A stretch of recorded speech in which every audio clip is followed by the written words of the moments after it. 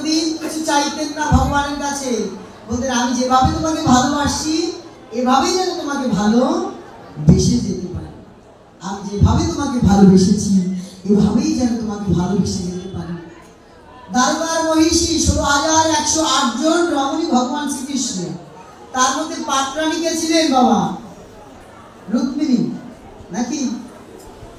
16,000 দ্বারকায় মহিষী কতজন কৃষ্ণের? 16,108 জন, তার মধ্যে পাটরানী ছিলেন রুক্মিণী। তো রুক্মিণী একদিন রুক্মিণীর খোপার মধ্যে ভগবান কৃষ্ণ একটা পারিজাতের ফুল গুঁজে দিয়েছিল। ওইটা দেখে সত্যভামা বললেন কৃষ্ণকে, আমিও তো তোমাকে ভালোবাসি, সোনার বাটিতে করে দুধ গরম করে সেবা দেই, আর তুমি রুক্মিণীকে সেই পারিজাতের ফুল খোপায় দিয়ে দিলে, আমাকে দিলে না। তিনি অভিমান করে বসে আছে। দেখুন রাধা রানীর মাধুর্য প্রেমটা কেমন। রুক্মিণী অভিমান করে বসে আছে, কৃষ্ণ দিয়ে বলছে তুমি কেন অভিমান করেছো প্রিয়? বলছি অভিমান করবো না, তুমি আমাকে তো কোনোদিন পারিজাত ফুল খোপায় দাওনি, রুক্মিণীকে পারিজাত ফুল দিয়েছো খোপায়, আমাকে ওই পারিজাত ফুলের বাগান তৈরি করে দিতে হবে। এই দেখুন ভালোবাসা। তারাও তো গানটা, কিন্তু রাধারানীর মতো কিন্তু না। রাধারানী সর্বশ্রেষ্ঠ কেন? বলছে রাধারানী কোনোদিন কিছু চায় না, রুক্মিণী সত্যভামা শুধু চায়। ওই ভগবান শ্রীকৃষ্ণ কি করলেন? সেই স্বর্গে গিয়ে দেবরাজ ইন্দ্রের কাছ থেকে সেই পারিজাত ফুলের গাছ এনে আবার সেই বাগান তৈরি করে দিলেন সত্যভামাকে। তো রাধারানী বললেন একদিন অক্রূরকে পাঠিয়েছে ভগবান বৃন্দাবনে কৃষ্ণ বলরামকে নিয়ে আসার জন্য, যুদ্ধের আয়োজন করেছে। কংস জানতে পেরেছেন কি দৈববাণীতে তোমারে বদিবে যে গোকুলে বাড়িছে সে, তোমারে বদিবে যে গোকুলে বাড়িছে। এই কথা শোনার পরেই কংস ভাবছেন এই এতদিনের মধ্যে, এই 10 দিনের মধ্যে যত শিশু হবে সবাইকে হত্যা করতে হবে। তো গোকুলে যে যখন সমস্ত শিশুকে হত্যা করলেন, কিন্তু ভগবানের লীলায় ভগবান নিজে গোকুলে চলে গেলেন যোগমায়ার যোগ বলে। সে কাহিনী আমরা অনেকেই জানি, সে কাহিনীতে আমি প্রবেশ করছি না। বৃন্দাবনে মানুষ হচ্ছে ভগবান লালিত পালিত হচ্ছে জন্ম যশোদার ঘরে। একদিন কংস অক্রূরকে পাঠালেন বড় একটা রথ দিয়ে বৃন্দাবনে, পাঠিয়ে বলেন যাও কৃষ্ণ বলরামকে নিয়ে আসো, আমি একটি যজ্ঞের আয়োজন করছি, ওদের দরকার। তো মথুরার রাজা কংস রাজার আদেশ তো পালন করতে হয়। তো অক্রূর মনে মনে ভাবছে রথের উপরে বসে, হে ভগবান, এ জগতে খারাপ পাপী লোকদের কথা শুনে মানুষ নরকে যায়। আমরা বলি না পাপীর সাথে চলবি না, পাপীর কথা শুনলে সেও পাপ হবে, তিনি নরকে যাবে। তো অক্রূর ভাবছে খারাপ মানুষের কথা শুনে মানুষ নরকে যায়, আর কংসের মতো খারাপ মানুষের কথা শুনে, দৈত্যের কথা শুনে আজকে আমি যাচ্ছি ভগবানকে আনার জন্য, আমার কত বড় সৌভাগ্য। তাও আমার যাচ্ছি সেই অমৃত লোকে। এই ভোগের জগৎ ত্যাগ করে আমি অমৃতের জগতে যাচ্ছি কেন? গোবিন্দকে আনার জন্য, যার চরণ পাওয়ার জন্য মনি ঋষিগণ ধ্যান করে বসে থাকে, যাকে একটুবার দেখার জন্য স্বর্গের দেবদেবতা অপেক্ষা করতে থাকেন, সেই ভগবানকে আমি আনতে যাচ্ছি রথে করে। ওহ ভাগ্য, আমার কতদিনের ভাগ্য। এই ভাবছেন কে? মহারাজ অক্রূর। অক্রূর মনি ভাবছেন, বলছে আমার কত সৌভাগ্য, খারাপের কথা শুনেও আমি গোবিন্দের পথেই যাচ্ছি আজকে, ভোগের জগৎ ত্যাগ করে কংসের ভূমি ত্যাগ করে যাচ্ছি বৃন্দাবনে, কত বড় ভাগ্য আমার। তো শর্টকাট করে যাচ্ছি, ভাগবতের লীলা তো। যখনই বৃন্দাবনে গিয়ে পৌঁছালেন রথখানা নিয়ে, রথখানা দাঁড় করাতেই কোনো কোনো গোপী বলছে, মুখে কাপড় দিয়ে এসে বলছে তুমি কে, আপনি কোথা থেকে এসেছেন এত বড় রথখানা নিয়ে? অত বড় রথখানা দেখে ব্রজগোপী বুকের মধ্যে একটা যন্ত্রণা শুরু হয়ে গেল, কোনো অমঙ্গল হবে নাকি? বলে আমি কংসের দূত। বলে নাম কি আপনার? বলে নাম আমার অক্রূর। বাহ, বেশ সুন্দর তো নাম, তো কেন এসেছেন বৃন্দাবনে? আপনি কংসের দূত বুঝলাম, কিন্তু বৃন্দাবনে কেন এসেছেন? বললে বৃন্দাবনে কৃষ্ণ বলরামকে নিয়ে যেতে এসেছি। কথাটা শোনা মাত্রই ব্রজগোপীর পানটা যেন কেঁপে উঠল। কৃষ্ণ বলরামকে নিয়ে যাবেন? কৃষ্ণ বলছেন আপনার নাম অক্রূর, যার মধ্যে কোনো ক্রূর নেই, কুটিলতা নেই, তিনি অক্রূর। আপনার নামটা অক্রূর বটে, কিন্তু আপনি বড়ই ক্রূরমতি স্বভাবের। আপনি ভালো মানুষ নয়, আপনি এসেছেন আমাদের ভগবানকে নিয়ে যাওয়ার জন্য, গোপালকে নিয়ে যাওয়ার জন্য। গোপাল যদি রোজ নবনী চুরি না করে আমরা বাঁচি না, নবনী চুরির দায় ধরে আমরা মা যশোমতীর কাছে গিয়ে বিচার দিই আর গোপালের চার বদনখানা দর্শন করে আসি সকাল সকাল। সকাল সকাল যদি গোবিন্দের মুখ দর্শন করা যায় তাহলে সারাদিন তার ভালো যাবে। তাই দেখবেন সাধু সন্তরা কি করেন, যেখানে ঘুমায় সেখানে সামনে একটা গোপালের বিগ্রহ রেখে দেয়, গোপালের চিত্রপট রেখে দেয়। আপনারাও আজ থেকে একটি গোপালের চিত্রপট রেখে দিবেন, যাতে ঘুম থেকে উঠেই আমরা গোবিন্দের বদন দর্শন করতে পারি, আমাদের দিন ভালো যাবে। সারাদিন ভালো যাওয়ার জন্য আমরা গোপালকে দর্শন করতে যাই, নালিশ দিতে যাই। মূলত নালিশ দেওয়াটা তো মুখ্য বিষয় নয়, মুখ্য বিষয় হচ্ছে গোপালের বদনখানা দর্শন করা। সেই গোপালকে নিয়ে যাবেন। তো নন্দ মহারাজকে বুঝাচ্ছেন অক্রূর।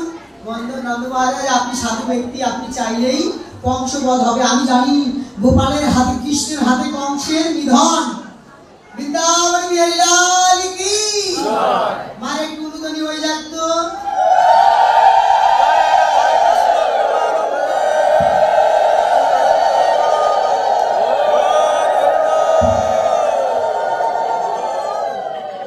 বললেন কি, বৃন্দাবনে সবাই সুখে নেই, মথুরার সবাই সুখে নেই। কংসকে যদি নিধন করতে হয় তবে কৃষ্ণ বলরামকে যে পাঠাতেই হবে, মল্ল যুদ্ধ করতে হবে। অক্রূর মুনি বলছে, তখন নন্দ মহারাজ বলছে, দেখো ভাই, আমি গোপালকে দিব না, আমার দুধের গোপাল, মাত্র 10 বছর বয়স, 8 মাস। এই গোপালকে আমি কংসের কাছে দিব না, দুরাচারী বংশ। বলে কি, আপনি যদি দেন, ভগবান শ্রীকৃষ্ণের যিনি পিতা মাতা দেবকী আর বসুদেব, ভগবান শ্রীকৃষ্ণের পিতার নাম কি মা? পিতার নাম আর মাতার নাম দেবকী। জোরে বলতে হবে, মনে রাখতে হবে বিষয়গুলো। দেবকী বসুদেব তারা কত কষ্ট কারাগারে বসে সহ্য করছে, তাদের খাবারের থালা সামনে দিয়ে বকাঝকা করে। এই জগতের কেউ কাউকে খেতে দিয়ে কি গালিগালাজ করে? কিন্তু কংস এতই খারাপ, ভগ্নী আর ভগ্নীপতিকে সে খাবারের থালা সামনে দিয়েও বকাঝকা করে। কংসকে নিধন করতে হলে কৃষ্ণ বলরামকে বৃন্দাবনে পাঠাতেই হবে। তো নন্দ মহারাজকে বুঝালেন যে আপনি তো রাজা, আপনি তো ভালো করতে বুঝেন, জগতের কল্যাণ কামনাই আপনার একমাত্র ধর্ম। তো বলেন ঠিকই তো, কৃষ্ণের বাবা মাই অসুস্থ আছেন, সেখানে কৃষ্ণকে তো আমাকে পাঠাতেই হবে। তখন তিনি কি করলেন, মা যশোমতীর কাছে গিয়ে বললেন, তোমার গোপালকে যে দিতে হবে মা। বলে না না, আমি আমার গোপালকে দিব না। গোপাল দিয়া মানে ওই কেমন শূন্য গৃহে যে আমার প্রাণ বসে না, মন বাঁচে না, প্রাণ বাঁচে না, আমি গোপালকে দিব না। কান্নাকাটি করে পিছনের ঘরে গিয়ে গোপালকে নিয়ে লুকিয়ে বসে আছে মা যশোমতী। এমন সময় নন্দ মহারাজ গিয়ে বললেন, যশোদা, গোপালের গর্ভধারিণী মা, তিনি কষ্টে আছে, তুমি কষ্টটা বুঝবে না? তোমার তো কষ্টটা বুঝতে হবে, তাদের কষ্টটা বুঝতে হবে। জয় রাধে। ভগবদ গীতা পাঠ শ্রবণ করলে দক্ষিণা দিতে হয়। আমার পক্ষ থেকে লোক যাচ্ছে, আপনারা যে যতটুকু পারেন দক্ষিণা দান করবেন। দক্ষিণাবিহীন দান, যজ্ঞ, তপস্যা সমস্ত কিছু তামসিক হয়ে যায়। গোবিন্দের কথা যদি শ্রবণ করলে দক্ষিণা দিতে হয়, আর আপনাদের এই দক্ষিণা দিয়ে যাতে গোবিন্দের সেবায় আমি লাগাতে পারি সেজন্য আশীর্বাদ করবেন। তো আমরা লীলা শ্রবণ করি আর কথা না বলে আমরা যে যা পারি দক্ষিণা দান করি। হরি বল। যদিও আমাদের সময় চলে যাচ্ছে, তো নন্দ মহারানীকে নন্দ রানীকে বুঝাতে তিনি বুঝ পেলেন। এবার মা যশোমতী কাঁদছে। যখন এই অক্রূর কৃষ্ণ বলরামকে নিয়ে যাবে, কথা না বুঝে রাধে, অক্রূর যখন কৃষ্ণ বলরামকে বৃন্দাবনে নিয়ে যাবে, এমন সময় মা যশোমতী কাঁদছে, গোপাল তুই যাস না বাবা, যাস না। গোপাল ভাবছে আমি যদি না যাই কংস তো বধ হবে না। এমন সময় ব্রজগোপিকাগণ, জয় রাধে মায়েরা একটু ধ্যান দিন, কোন ব্রজগোপী এসে রথের চাকাটা ধরে ঝুলে পড়েছে। বলছে না না, গোপালকে যেতে দিব না, তুমি কেন এসেছো? আমাদের পরাণের ধন কাটিয়ে তুমি বৃন্দাবনে নিয়ে বৃন্দাবন থেকে নিয়ে যেতে এসেছো, আমরা বাঁচবই না। বলছে গোপালকে নিয়ে যেতে দিব না। সব শেষে দৌড়ে দৌড়ে আসলেন শ্রীমতী রাধারানী, অভাগিনী কাঙালিনী গোয়ালিনী, আলা ভোলা কাঙালিনী গোয়ালিনী। তিনি এসেছেন গোপালকে বললেন, সখী রে, কোন কোন কবি বলছে আমাদের এই কেশ দিয়ে রথের চাকা বেঁধে রাখবো, গোপালকে নিয়ে যেতে দেবো না। দেখুন কতটা অনুরাগ বৃন্দাবনবাসী। রাধারানী এসে বলছে, তোরা কাঁদছিস কেন?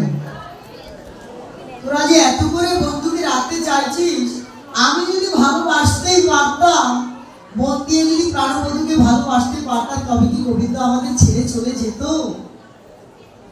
আমরাই হয়তো বা ভগবানকে ভালোবাসতে পারিনি মন দিয়ে, তাই ভগবান আমাদের রেখে তিনি চলে যাচ্ছে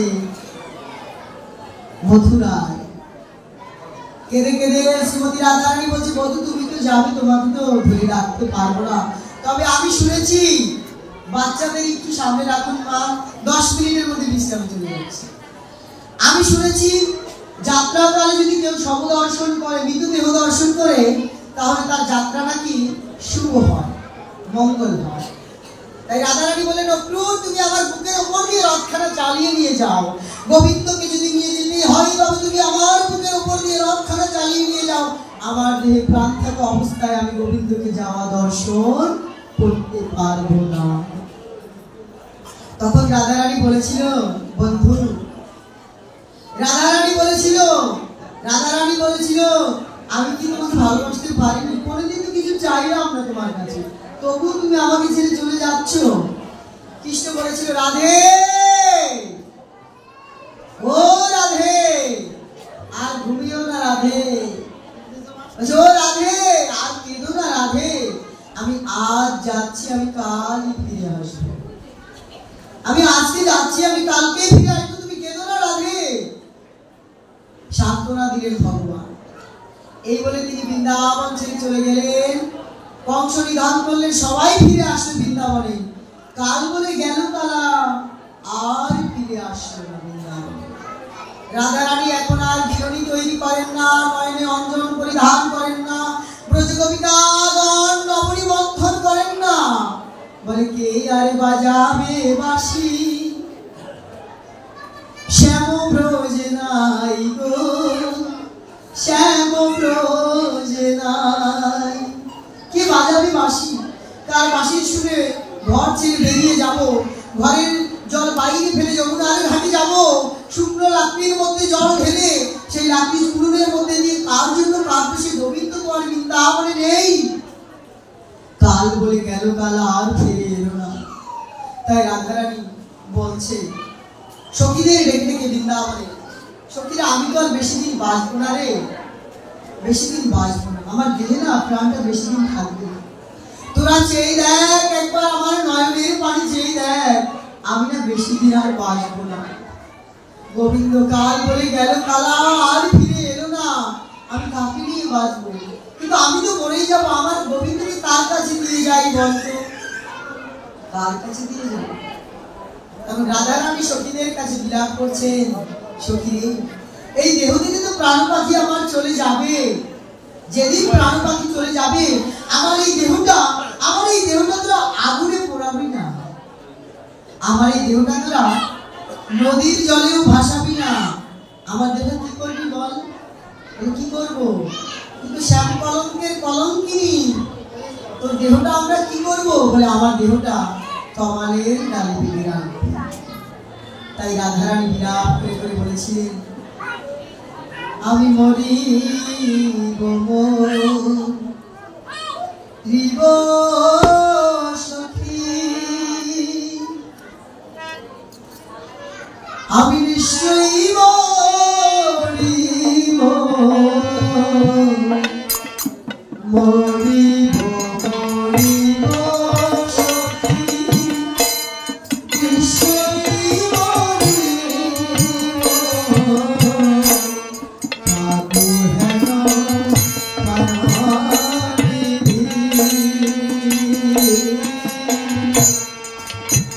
কার দিয়ে যাব,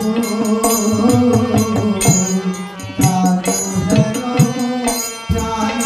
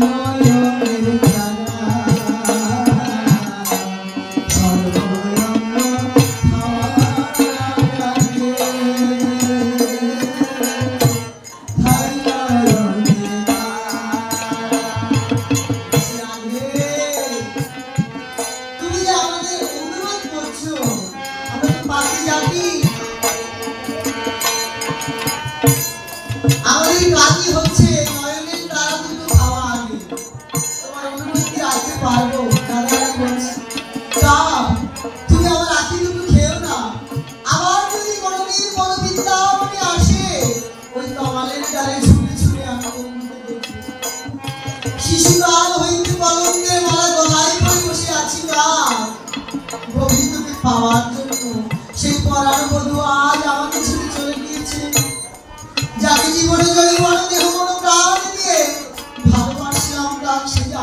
ছেড়ে চলে গিয়েছে। কাল বলে গেল বেলা আর ফিরে এলো না। সখীরা বলছে তোকে বহুবার নিষেধ করেছিলাম ওই কালার সাথে তুই প্রেম করিস না। তবুও প্রীতি করিয়া এখন জড়িয়া পুড়িয়া করেছিস। কি করবি বল? কি আর করবো সখী, কি আর করবো? সখীদের ডেকে ডেকে রাধারানী আজ বলছে সখী কলঙ্কের কপাল, সখী কলঙ্কের কপাল। আমার কপালটা মোটেও ভালো নয়। ভগবানকে ভালোবাসি বিধায় তাকে ভালোবাসার পর থেকে আমার কপাল ভালো নয়। কেন জানিস? শিশুকাল হইতে আজ অবধি কলঙ্কে হই।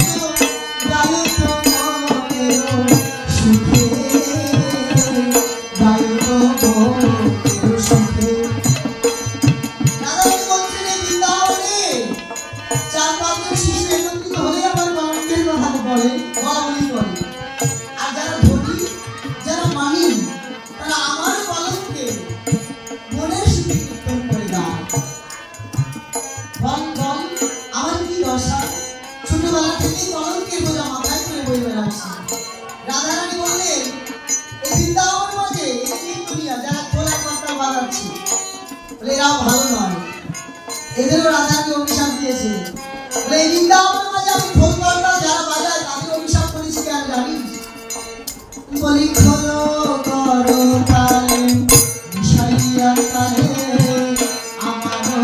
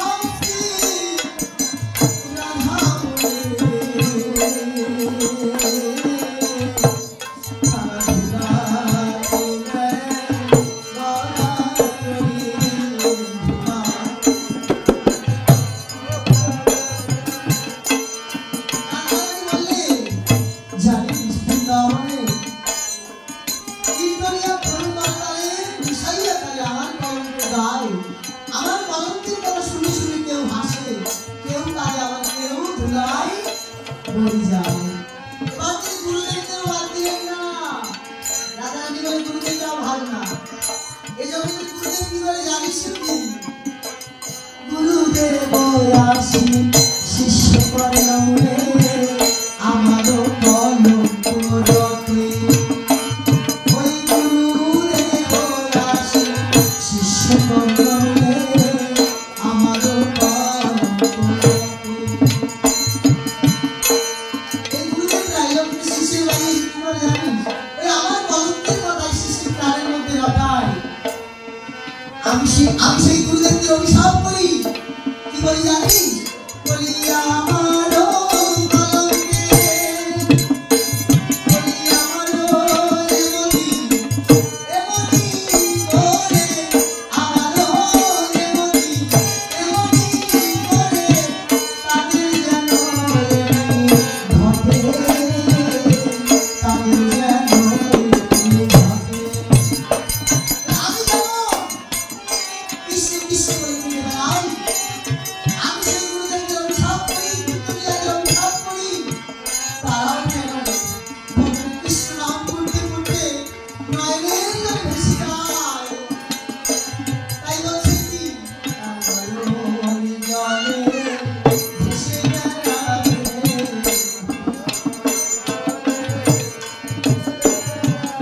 তার নয়নের জলে ভেসে বেড়াবে।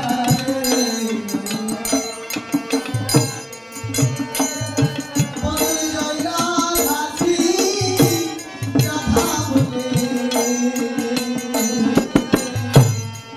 নয়নের জলে ভেসে বেড়ায় নয়ন। বলে জানিস এই জগতে আমার কথা যারা রটায় আমি তাদের অভিশাপ করি। তাদের মনের ঘরে আগুন লাগিয়ে, মনের ঘরে আর দিনে রাত্রে ভর দুপুরে, মনের ঘরে আগুন লাগিয়ে, দিনে রাত্রে ভর দুপুরে, মনের ঘরে আগুন লাগিয়ে। আর বলছে সখী, যেমনি করে আমি কৃষ্ণ বিরহে গিয়ে যাই, আমি তাদের অভিশাপ করি, ভর দুপুরে তাদের জৈবনের ঘরে আগুন লেগে যাবে, কৃষ্ণ প্রেমে আগুন লেগে। এই জগতে বাবা ভগবানকে যে ভালোবেসেছে জীবনে তৈরি করে দেহ কোনো প্রাণ